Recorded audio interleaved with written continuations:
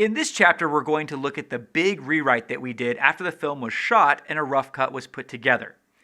So why did we change it? Well, it just wasn't a very powerful story once we put it all together. There wasn't much conflict throughout. We mentioned the source of the great evil that's destroying their world during the prologue, but then we didn't mention it or see it again until the end of the film.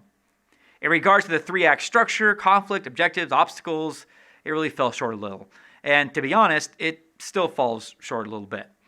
Now, I knew these rules before writing the story, but it's really easy to see these rules, these concepts being violated in other people's projects, but it's much harder when it's the work of your own creation. So in both versions, the original and the final film, I actually thought that when writing it that it was built on this foundation of a solid structure, but then afterwards I realized that it's not very solid.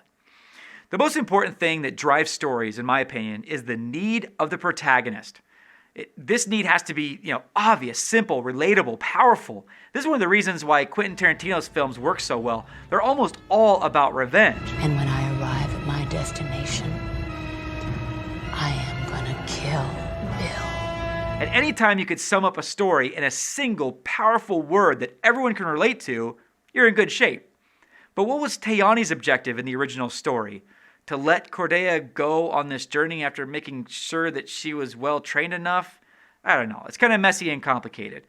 And also, that's more of an internal struggle, which is much more difficult to get an audience engaged in, especially in a short film like this.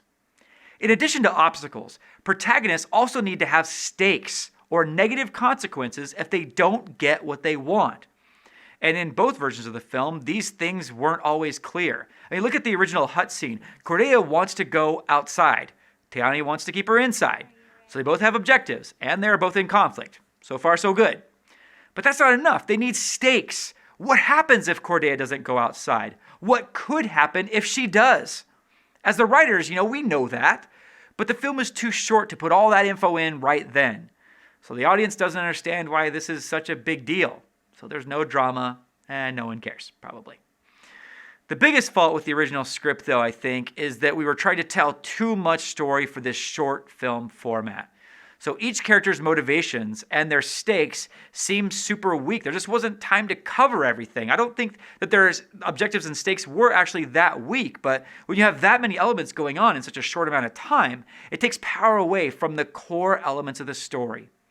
So as we'll see in this chapter, we stripped down the whole script and got rid of as many of those side storylines and extra details as possible. It's still not a perfect film, of course, and it's clear to me that it would have been much, much better had I adhered more closely to the structure we've been talking about through this whole course. But it's definitely better than it was. Throughout this chapter, we're going to be taking a closer look at exactly what we changed and why.